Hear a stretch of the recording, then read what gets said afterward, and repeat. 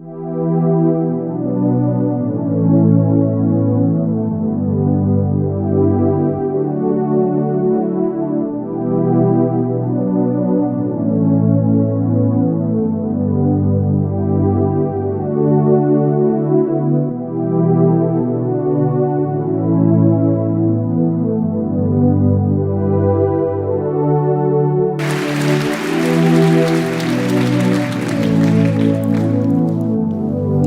je vais vous raconter une histoire de sorcière.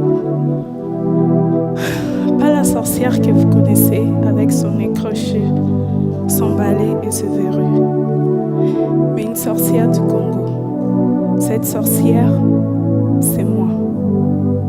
Et mon histoire, c'est une histoire de courage, de force et de foi. Je suis née en République démocratique du Congo, dans une bonne famille, oui. Quand j'étais petite, mon père était en gérant dans une société de mines de diamants. On vivait dans une grande maison en Bujimaï, dans la province du Kasaï. J'allais à l'école et j'étais heureuse. Ma mère vient d'une famille pauvre. À cause de cela, la famille de mon père n'aimait pas ma mère. Puis un jour, mon père a perdu son travail. J'avais 6 ans. Il a dit à ma mère d'aller avec moi à Kinshasa avec ma soeur et mes 4 frères. Il a dit qu'ils viendront nous rejoindre pour trouver du travail. En réalité, sa famille lui avait demandé de se débarrasser de nous. Quand ma mère a compris, il était trop tard. Elle s'est retrouvée toute seule, loin de sa famille. Elle a dû vendre tout ce qu'elle avait pour nous faire manger. Elle avait changé. Elle avait tellement maigri. Ma mère a même fait venir notre grand-mère pour nous aider, mais nous avions toujours faim.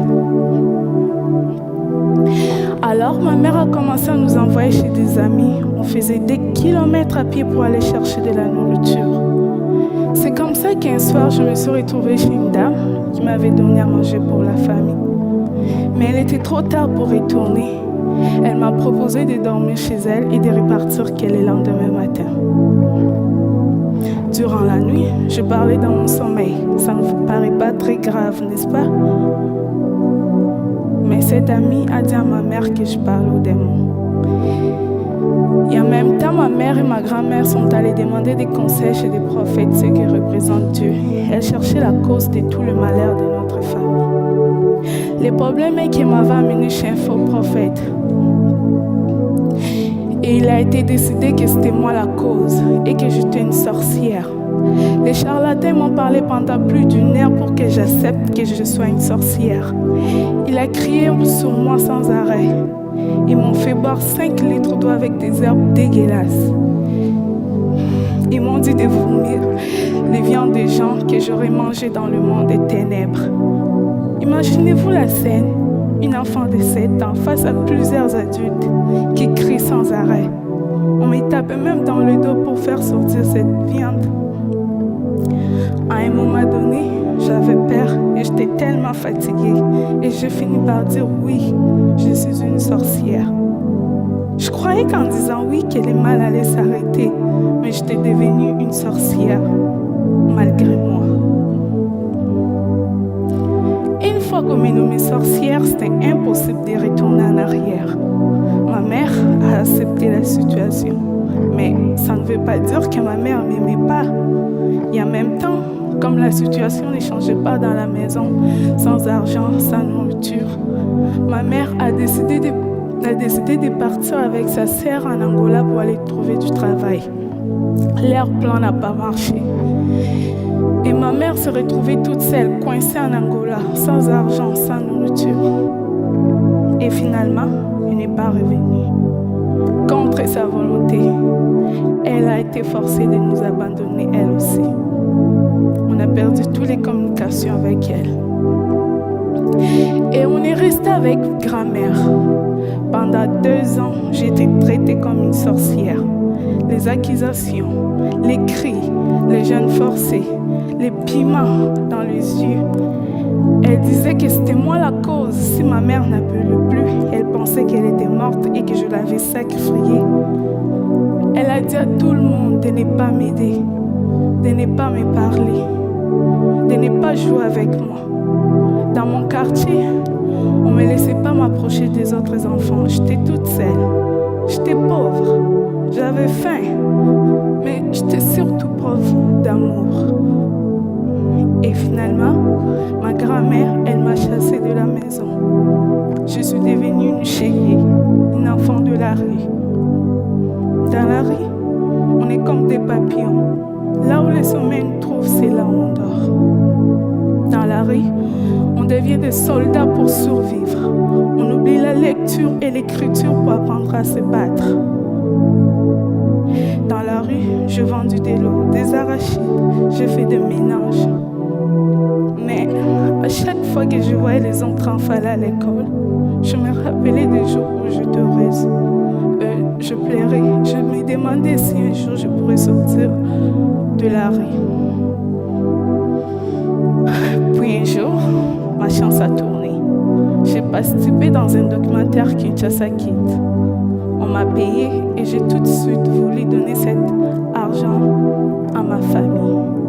Car même dans la rue, dès que j'avais quelque chose, je passais aller voir ma famille pour leur donner.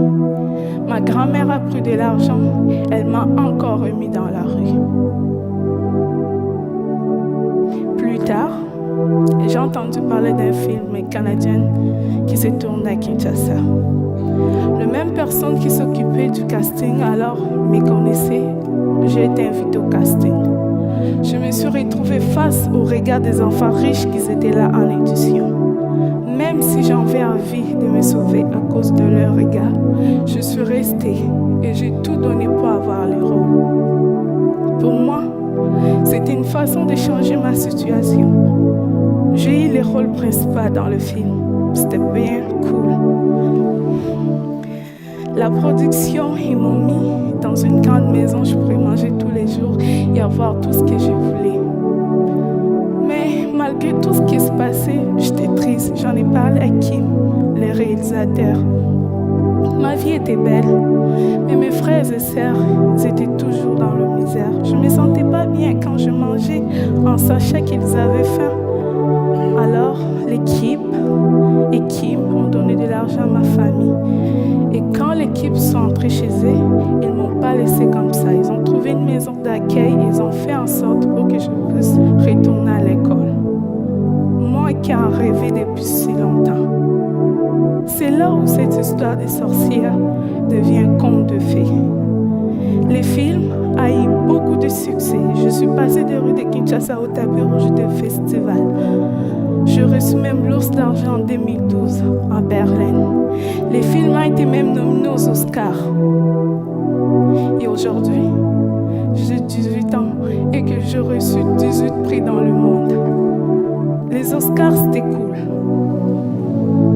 Mais pour moi, les plus beaux jours de ma vie, c'est celui pour la première fois. Après des années dans la rue, je suis retournée à l'école.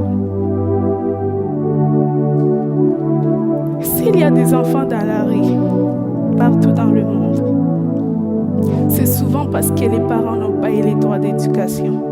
Comprenez-moi bien, le problème est profond. La pauvreté, c'est ce qui amène le manque d'éducation. Chez moi, envoyer les enfants à l'école, c'est un luxe. Mais sans éducation, on risque de se faire rencontrer n'importe quoi par les autres qui vous disent quoi faire et quoi penser. Ma mère n'était pas bête. C'est elle qui m'a appris comment pardonner et comment avoir confiance en soi-même. Mais elle s'est fait prendre dans un piège. Vous savez tous que l'éducation est importante. Mais comment se fait-il que l'éducation reste ici? Et que l'éducation n'est pas arrivée dans le village de ma mère avant ma naissance? C'est pas cool qu'aujourd'hui, avec tout ce qui existe de technologie et d'idées, que ça ne puisse pas se faire. L'ignorance produit des sorcières. L'ignorance peut tuer. Alors, pour chasser des sorcières, construisons des écoles. Moi, je m'en suis sortie, c'est parce que j'ai eu beaucoup de chance et de courage. Ce n'est pas le cas pour beaucoup d'enfants qui sont encore dans la rue. Ils attendent aussi que leurs rêves se réalisent. Alors, pour cela, il ne faut pas les oublier. J'ai eu aussi le courage de quitter Kinshasa à 17 ans. Et aujourd'hui, je vis au Québec dans une famille d'accueil. Je poursuis mes rêves, mes études et je reprends les temps qu'on m'avait volé. Je vous parle d'espoir et de courage et de force. Je ne vais pas complaire sur moi. Je ne vais pas complaire sur moi. Je ne vais pas. Retenez cette phrase, c'est simple. Aussi longtemps que le cœur bat, tout est possible. Merci.